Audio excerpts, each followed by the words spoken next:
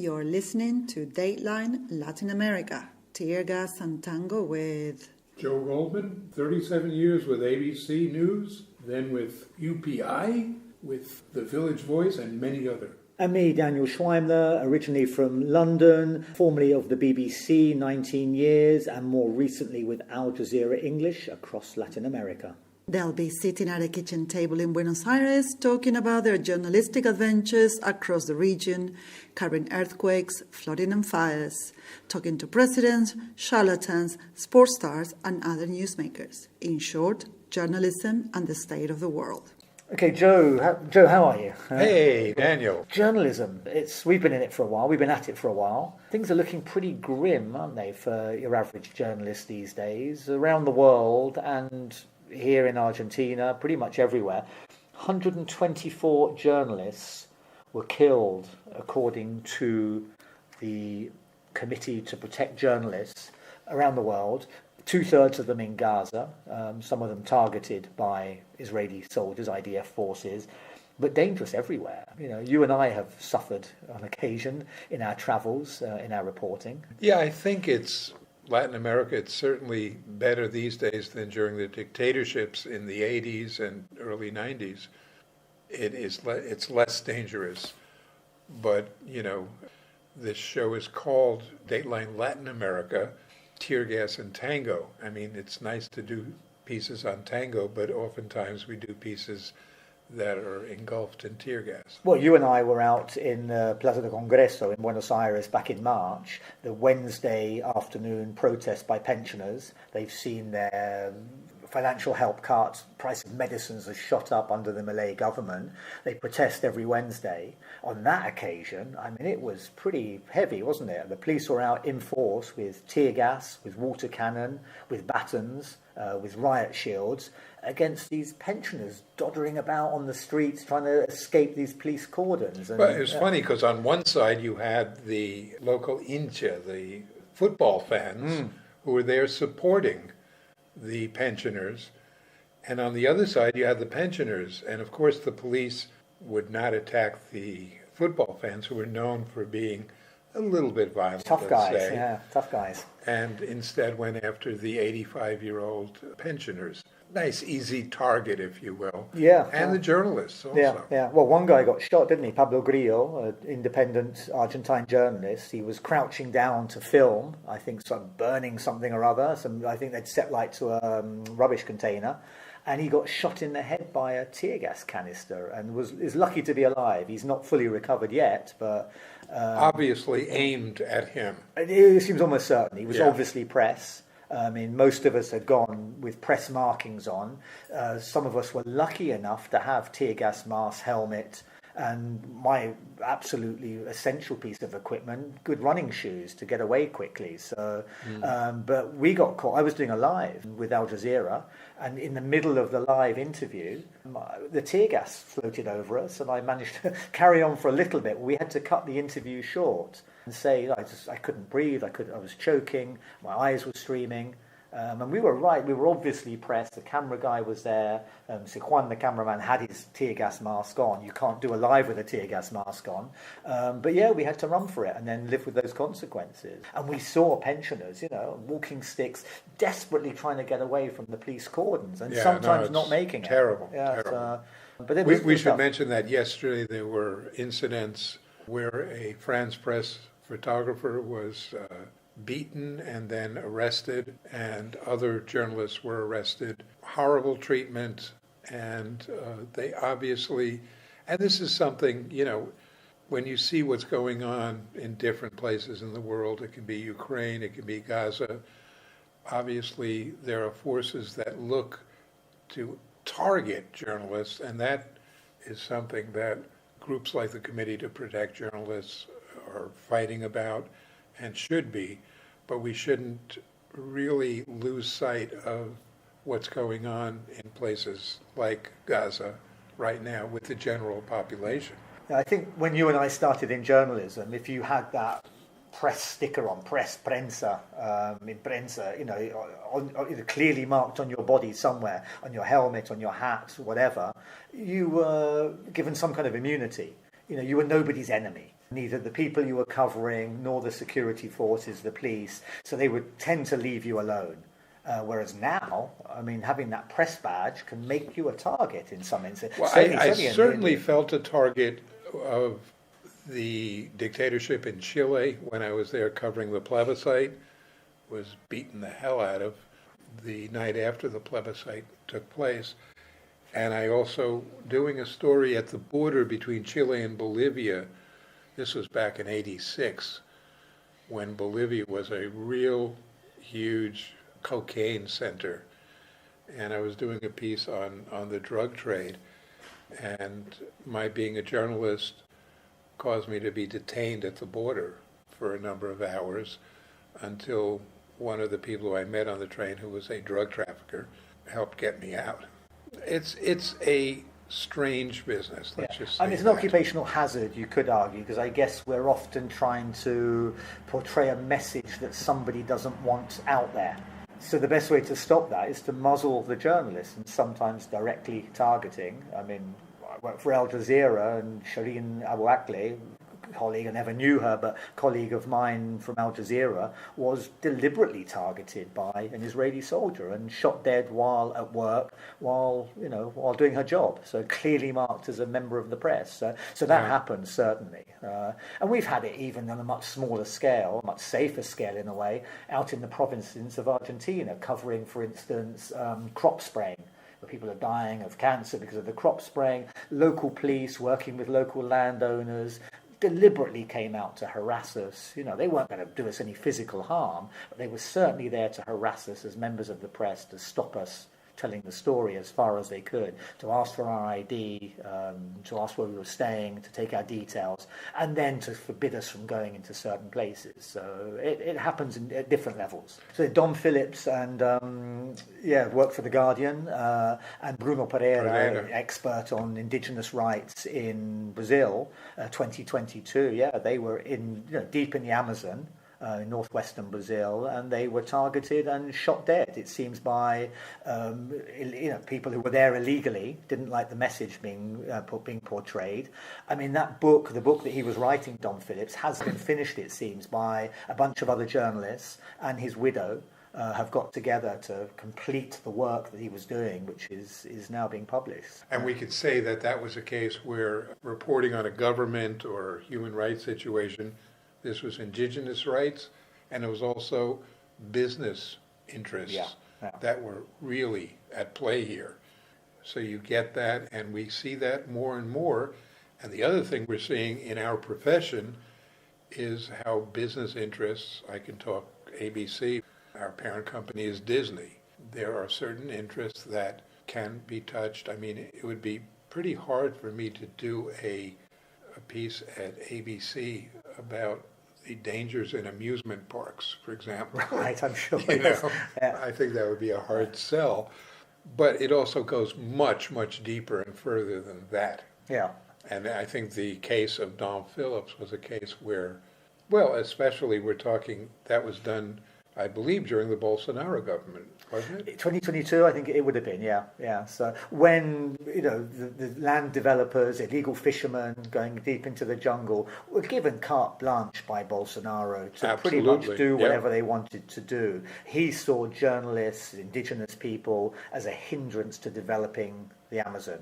And anybody who challenged that narrative was a target, was a legal target as far as he was concerned, it seems. And Dom Phillips and Bruno Pereira suffered the consequences of that dangerous business. Yeah. I think I haven't done many stories, but I've done some stories on drug trafficking in Peru and Bolivia, and you can see that the government, first, and especially the police authorities, have their hands in the whole situation of trafficking, either directly or indirectly, in just allowing shipments in or out, depending on whether it's chemicals for the cocaine production or the finished product going out. And they're very, very concerned about getting publicity for their crimes. Teaching journalism recently at London Metropolitan University, and And the most common question the students will ask were always about, well, first of all, which famous people have you met? But secondly, what are the dangers? Would you go into a war zone? Would you, what's the most dangerous situation you faced? And the answer was always caught in the crossfire. Sometimes, yes, you're targeted as a journalist, but I guess we often go to places which are perceived to be dangerous, where other people don't go.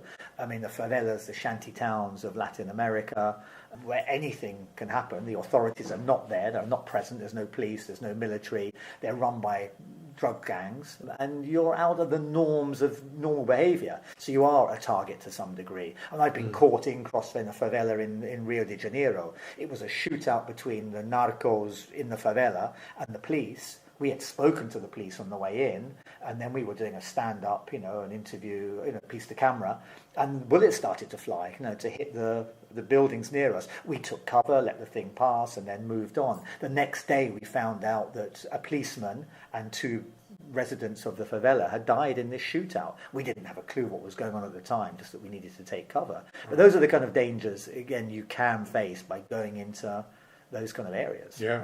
Yeah, it can be rough, the war zone situation. There have been a number of wars where ABC has asked people to go in to sign up, I guess, like you'd sign up for the military, maybe. I have never been asked to do that specifically, thank goodness, because I don't think I would go. And I think they know that I have children. I think they look for people without, maybe some of these young whippersnappers called the 24s at ABC because they work 24 hours a day. They are 24 years old and they get $24,000 a year. They're looking for gung-ho kind of people. And that's one of the problems we have is the idea that people are being asked to go into positions where many times they have no training whatsoever of what to do. Yeah. I think maybe BBC had some training. We certainly have training for hostile situations. I mean, most journalists don't go into war zones, but we go into riot situations, demonstrations which get out of hand. Argentina, we've had to cover football violence on many occasions. I mean, when River Plate and Boca Juniors were in the Libertadores final a few years ago, they tried to play the game at River Plate. The one that ended up in Spain, right? Yeah, ended up in Spain in the end to avoid the violence, And there were rocks flying, there were police firing tear gas, and we were in the middle of that. So you get some kind of training, mostly to stay out of the way and have the protective equipment. But if most journalists, as they are nowadays, are freelancers, they don't get that training, they don't get that equipment. So they're often going, and as a freelancer, you can't afford to say no to a job. So you go into these situations without, the adequate protection, and you're much more at risk than, these old hands like ourselves who have had that training and have had that company backup, and who will do a risk assessment. I mean, when we were in Venezuela a few years ago, 2014, a lot of violence, people were being killed on both sides, government and anti-government protesters, barricades were being put up everywhere. They sent us in, the reporting teams, with security companies, former soldiers from the UK and from the US. Who were there to protect us, to do a recce before we went anywhere, to assess the security situation. It must be said they're often more intrusive than they were worth. People saw them as military, so people didn't trust them, whereas we're trying to build trust between us and the people we interview. These guys look like ex-militaries, so they often cause more problems than they solve. But they would assess a situation. We would go to interview these guys on the barricades, and they would take us in 2 cars pointing in 2 different directions, and then run for the car which was pointing in the direction, if things get out of hand, that's more likely to get out, things like that. So taking precautions. Although having said that, I was interviewing one of the demonstrators by one of the barricades, and these government-financed militias were riding around on motorbikes, occasionally shooting people and sometimes shooting them dead. And while we were doing the interview, they turned up firing bullets in the air, and we had to run for it. So that can happen, certainly, Not a war zone exactly, but a dangerous situation. The thing about war zones as opposed to covering a riot, for example, is in a war zone you kind of know where the barriers are. Where you are. I covered stuff in Nicaragua back in the 80s, where near the Costa Rican border, where there were bombings going on, you knew when the planes were coming, where they were coming from, what you had to do. In a riot situation, you don't know where to go. No. And you don't know where the rocks are coming from or the bullets are coming from if it's police. Well, that was certainly the case at the pensioners' riot in Buenos Aires in Sure. March. It was really difficult to predict where the police will go. The following week, we went back, and the police were very clear, had really clearly laid out their lines. Then you could predict it. But that previous week, it was impossible. And the football riots, the same, the Boca River, we had no idea where the fans were going to come from, where the rocks. People get rocks wherever they can get rocks, you know. And it's easier when the police are well trained. You kind of get some sense of what they're going to be doing. On that occasion, the pensioners' riot, I remember the police firing their tear gas into the wind. And then they didn't have masks, and then the wind's blowing the tear gas back against the police. And then they were panicking, and that's often the case as well. Panicky military, ill-trained military and police. Absolutely. One of the first dangerous situations I covered was the Chiapas uprising in Mexico in '94 for the BBC. And that was a situation in which the military cordoned off the town where the uprising had happened. Nobody was allowed in or out, apart from the journalists. But once the journalists were in, we were on our own. But then the military, a lot of young recruits from up north, 18-year-olds, very nervous. I mean, they did end up destroying a Spanish television TV van. Luckily, the occupants managed to get out to safety. Very clearly had prensa press marked on it, TV on the roof, but they completely destroyed that with their kind of helicopter attacks. And it was nerves. It was just shoot at anything that moved. The ones who were most scared were the Zapatista rebels. When we were driving in a convoy, a bunch of journalists, foreign journalists, and we saw some of them. They were very clearly distinguishable by their red bandanas they had on and Wellington boots, gum boots. And we saw them stop the cars, jumped out, and they were petrified, the rebels. This bunch of unwieldy foreign journalists, some wearing inadequate shoes, running after them with microphones. And I remember them running away from us rather than us being scared of them. But yeah, I think it has got more dangerous. You have to be more cautious, I think, than probably previously. As you say, the lines were clearly marked about where you should be, where you shouldn't be. That's less and less the case nowadays from the stories that you hear. And I think one thing that's happened recently is the movie from Australia about our old friend Peter Gresti, the journalist for BBC, like you, BBC, and then Al Jazeera. And he was BBC here started in Santiago, Chile, and then came to Buenos Aires. That's so right. We worked together a lot when ABC and BBC were still friendly. Yeah.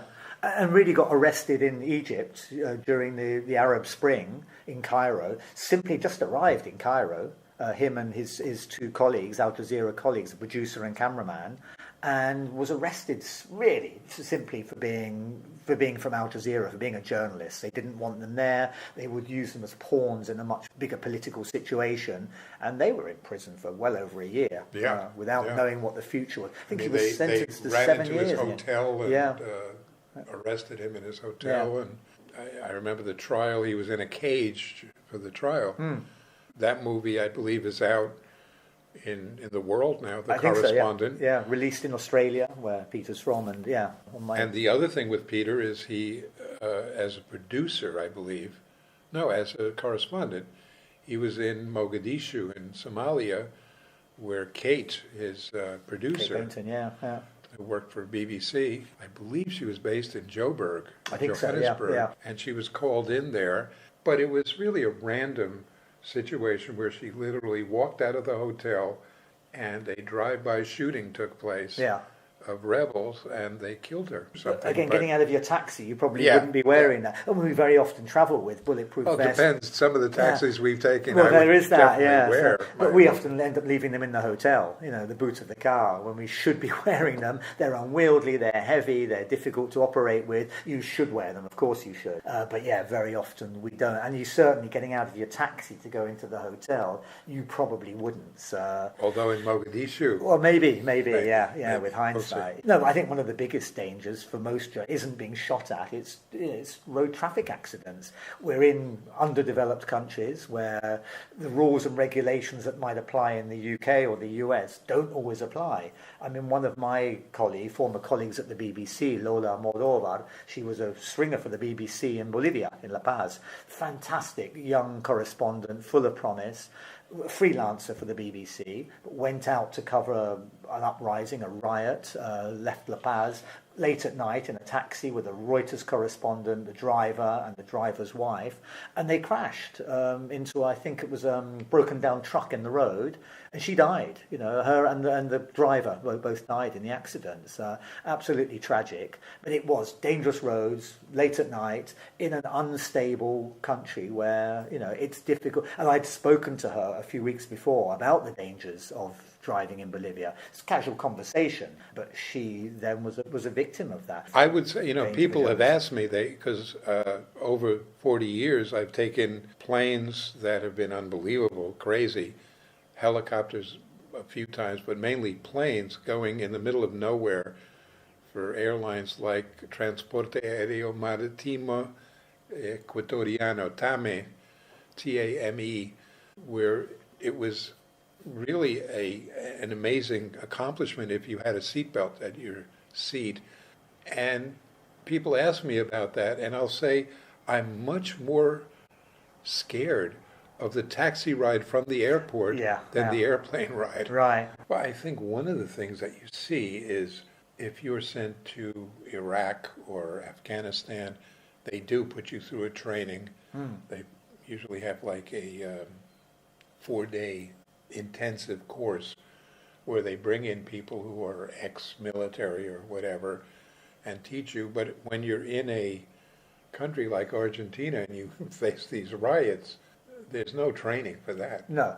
I mean, I did the training with the BBC, hostile environment they called it, and they would send you off to a stately home, the grounds of a stately home somewhere in England, and it was ex-military who would run these courses. Very comprehensive, a lot of first aid, but there was also things like how to escape from a minefield. If you find yourself in a minefield, basically always carry a tent peg with you and then very carefully prod the ground and see if you can feel that mine and then mark it with a stone or something and go round it. So just before I went to Cuba, they were also teaching me how to dig an ice cave if I should be stuck in the mountains somewhere. I think snow has never fallen in Cuba. But I mean, they were being comprehensive, but you never know. They can give you as much training as you like. Every situation is different. The biggest part of the course, or the most hairy part of the course, was the kidnap situation. They do a mock kidnapping where they will catch you on a road somewhere within the grounds and then tie you up, throw you to the ground, take you somewhere to be interrogated. And some of our colleagues had actually been kidnapped and interrogated previously, so they'd experienced this in real life. But no two situations are the same. No two kidnappers are the same. How they treat you, the circumstances are different. All they can do is put you in this situation and see how you might react, how nervous you get, how scared you get, how clear thinking you are, and how, you know, to establish some kind of relationship with your captors. Also, the modern journalism, their use of drones, for example, mean that you have less of a chance of going into an area. Speaking about camera people and sound people, they would much rather just send a drone up if it's possible. It's something of the nature of journalism itself these days, where journalists go out less and less. Far more is done, you know, via social media, on Zoom or something similar, or people are sending messages on WhatsApp, or they work from the capital city, or you're interviewing people from London who are in, you know, Somalia. You don't need to go. Well, you should go, but you don't need to go nowadays.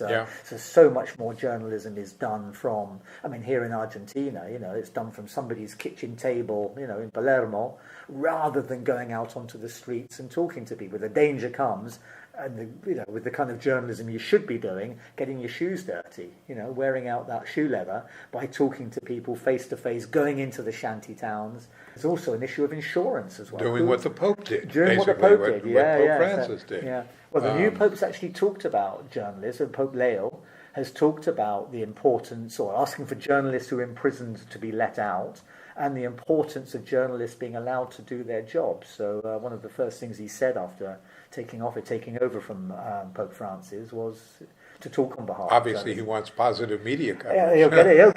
He'll get it from me. No, it's really good, and he's somebody who has time, many years spent in Peru, in the backwaters of Peru. So that's quite important. Yeah. Peru is a country where there are a lot of abuses of the journalists. Yeah. And it's about often giving a voice to those people who don't have a voice. You know, politicians have a voice. You're living in the capital city, you have a voice. Indigenous people, farmers out in the wilds of Peru or anywhere else often find it difficult to have their voice heard. So he's obviously very keen on that, having been there. Journalists, I think, should be out there. But that brings some of the dangers that we've just been talking about, by getting out there, the dangerous roads, you know, the illegal farmers, the illegal fishermen with, you know, usually heavily armed, drug traffickers being where they shouldn't be, and if you stumble across their territory, then you're obviously at risk. Yeah, and there's a lot of economic interest in different places with mining, with oil and gas, that you don't want to step on people's interests. They believe you shouldn't want to do that, and when you do, it can be problematic. So the only way to stay safe, really, is write what they want you to write. Don't say anything negative, and they'll probably leave you alone. So just by the very nature of journalism, I guess, you know, you're trying to get out a story. You're trying to tell a story that somebody doesn't want told. That's right. If you're a good journalist. And you're also, if you're talking about a young journalist who's just starting and comes down to some place in South America, for example, making a very, very low salary, or not even a salary, just a per piece amount of money, they're going to work with that as a big problem. First, one of the problems is they'll be all gung-ho to do whatever they need to do to get a piece, and that could mean dangerous situations, which, you know, they wouldn't mind because they need the money. You know, we all started in this business, and there were situations where we took risks. I think that's much higher these days. I mean, you need the money. You also want them to call you again as a freelancer. You know, if you keep saying no, they won't call you. You have to be where the action is, and that sometimes means, you know, your judgment of the situation may well be. You should have the right in any circumstance to say no. I can't do that. I'm not happy doing that story. But yeah, that's often not the reality. Yeah, I mean, they'll pay you more if there are whistles of bullets. Bullets whistling past your piece to camera. You planning to go anywhere dangerous in the coming weeks?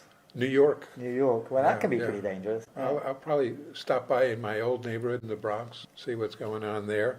May not survive. We'll see what happens. Well, I'm taking a bus back from your place back to my place. Have you seen the speed those buses go at? So, in those specially designated bus routes? That can be scary. Crossing the road in front of them or being on the bus. So yeah, that is often, seriously, that is often the most dangerous. It really is. I mean, traffic. I have no problem whatsoever with, I'll take an airplane anywhere, because there's something about aviation that I love, and the pilots are wonderful. I know that they're going to give their life to save mine. I don't feel quite the same with a bus driver or a taxi driver. No, for sure. I got to say that. Yeah.